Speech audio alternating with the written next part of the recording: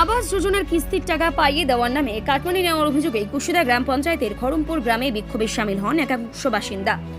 অভিযোগ, পঞ্চায়েত সদস্য উপেন যাদব আবাসের সুবিধা পাইয়ে দেওয়ার আশ্বাস দিয়ে উপভোক্তাদের কাছ থেকে 10,000 থেকে 25,000 টাকা পর্যন্ত নিয়েছেন।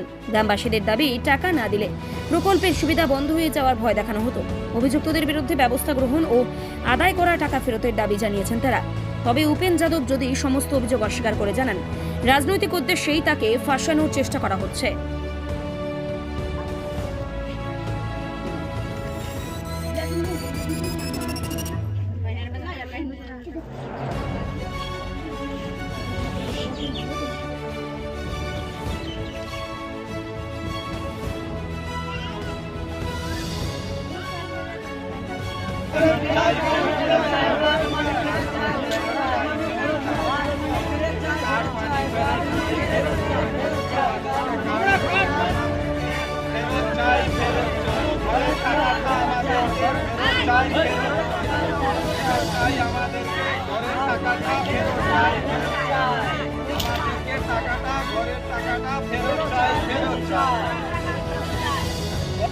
মুরগি বাচ্চা সব বাইরে খাচ্ছে।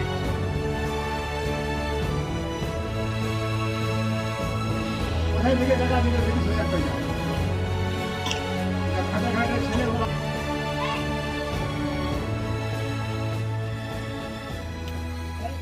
মিথ্যা অভিযোগ। এই যে একটা সরকার পাল্টে গেছে, ওরা আমাকে ঘোড়া করতে চাইছে। আমি সম্পূর্ণ মানুষকে আমি ভালোবাসি। আর এই যে ঘরের যেটা বলছে অভিযোগ করছে, ঘর তো আমি এটা কিছু করিনি। এটা ব্লক সম্পূর্ণ ইনকোয়ারি করেছে, মেম্বারকে তো ওখানে ভিড়তে দিচ্ছিল না। আর এটা মিথ্যা আমাকে আমার উপরে অভিযোগ দিচ্ছে ওরা সরাসরি বলছে যে নাকি টাকা না দিলে নাকি ঘরের কিস্তি ঢুকবে না, এমনি নাকি হুমকি দেখানো হয়েছে। না না না, কোনো হুমকি দেখানো হয়নি, কোনো কিছু করিনি। এটা মিথ্যা। সরকার পাল্টাতে অভিযোগ করেছে। ব্যাপারটা হচ্ছে কোনোদিন টাকা লেয়নি, ঘর ওদের করে দিয়ে ঘর অলরেডি হয়ে গেছে। সরকার ওর খাতায় টাকা দিয়েছে, ওকে বেনিফিশিয়ারিকে টাকা দিয়েছে, ওর মধ্যে মেম্বারের কোনো হস্তক্ষেপের কিছু নাই। এটা চক্রান্ত এটা চলছে। এই যে ইনকোয়ারিগুলো কারা করছিল? ইনকোয়ারিগুলো ব্লকে থেকে অফিসার এসেছিল। তখন আপনারা কি সেই ওদের সঙ্গে ছিলেন? না, মেম্বারের সঙ্গে আমাকে থাকতে দেয়নি। তাহলে এখন আপনার বিরুদ্ধে অভিযোগ কেন তুলছে তারা? অভিযোগ কেন করছে ওরা এই সময় দাঁড়িয়ে? মিথ্যা অভিযোগ তুলছে হ্যারাসমেন্ট করার জন্য। আপনার নাম বলবেন? আমার নাম উপেন যাদব। সিম্বলটা পাইনি, যার জন্য আমি নির্দলে দাঁড়িয়েছিলাম। এখন এই তৃণমূলে আছেন? না, তৃণমূলে আমি নাই। তৃণমূলে আমি কোনো দিন নাই। এখন আমি শুধু সমর্থনে কাজ করার জন্য। তখন তো আর বিজেপির ছিল না। আমাদের তিনটা মেম্বার বিজেপির, আর আমি সমর্থিত 3-4টা।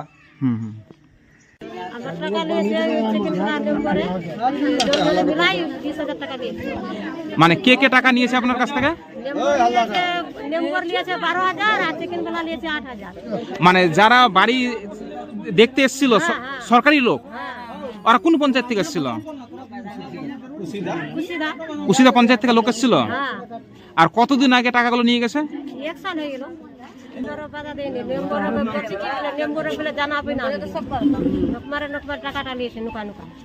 মানে কি বলে টাকাটা নিচ্ছিল, কি ভয় দেখাচ্ছিল? বলছে যে টাকা না দিবে তো বলে আপনার নামে কেস হয়েছে, বলে নোটিশ এসেছে। ও, এই বইয়ে ভয় দেখাচ্ছিল। তো টোটাল কত টাকা নিয়েছে দুজন মিলে? দুজন মিলে এখন 20,000 নিয়েছে। তারপরে আপনি কিস্তিগুলো পেয়েছিলেন? হ্যাঁ, কিস্তি পেয়েছি, 10,000 টাকা নিয়েছে। আর তিসরা কিস্তি পেয়েছি তো 12,000 টাকা, 10,000 2,000 টাকা নিয়ম করে আরো 10,000 টাকা মাংছিল। তা আমি দিইনি, আমার কাছে টাকা নাই। তা বলে নিয়ে দিব তা বলে বলে নোটিশ আসবে বলে তোমার নামে বলে কেস হয়েছে। ও, পুলিশের তাহলে ভয় দেখাচ্ছিল। তো ওই ভয়কে টাকাগুলো দিয়েছিলেন? হ্যাঁ, ডরে।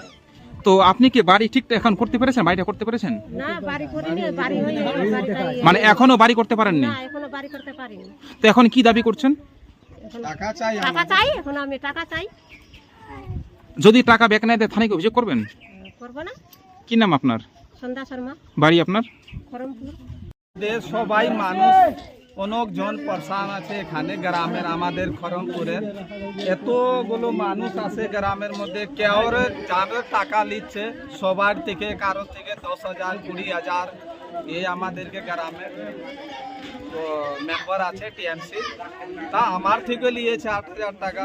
তে আমরা পাই না, বাড়ি দেখায়, বলছে বাড়ি টাকা আসবে, আগে টাকা দাও 10,000 টাকা করে, তারপরে তোমাদেরকে টাকা আসবে। এখন থেকে টাকা পাই না আমরা, আর আমাদেরকে তো এই যোগাযোগ করছি, এত টাকা তো ওর বাপের নাই, ও তো সরকার, রাজ্য সরকার হ্যাঁ না, ও তো টাকা খুদে শুধু কেন্দ্র সরকার থেকে আসছে, তো ওর বাবার টাকা নাই, মানুষের আছে, মানুষের টাকা আমার জন্য ফিরে তো দে।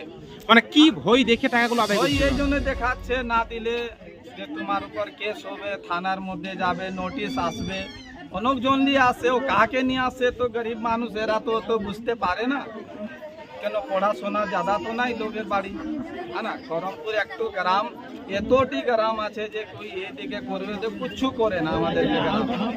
সে আমি এইটা চাই, যতটি মানুষ আছে, আমারও আছে, আর भी মানুষ আছে, সবাইকে টাকাটা ফিরিয়ে দে।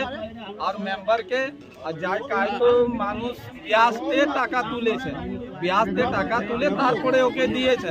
এখন মানুষ, এতটি মানুষ আছে, গরিব মানুষ কোথায় থেকে দিবে? এই জন্য আমি অনুরোধ করছি মাননীয় মুখ্যমন্ত্রী থেকে যে এটাতে জল সে জল কারবাই হোক, তারপরে দেখা যায় যে কি কতটি ভাট্টা চায়। যদি টাকাগুলো ফেরত না দেয় আপনারা কি পরবর্তী কি স্টেপ নেবেন? আমরা তো এই চাচ্ছি যে ওদেরকে যতটি ওই যাইখানা থানার মধ্যে যাতে হয় তাই হোক, সবাই গরমবাসী যাবে ওখানে, হ্যাঁ না, মানে টাকা তো- থানায় অভিযোগ করবেন? হ্যাঁ, আমরা যদি যাব, না হলে আমরা আন্দোলন ছেড়ব। কি নাম আপনার? আমার নাম দীপক চৌধুরী, বাড়ি আপনার? আমার বাড়ি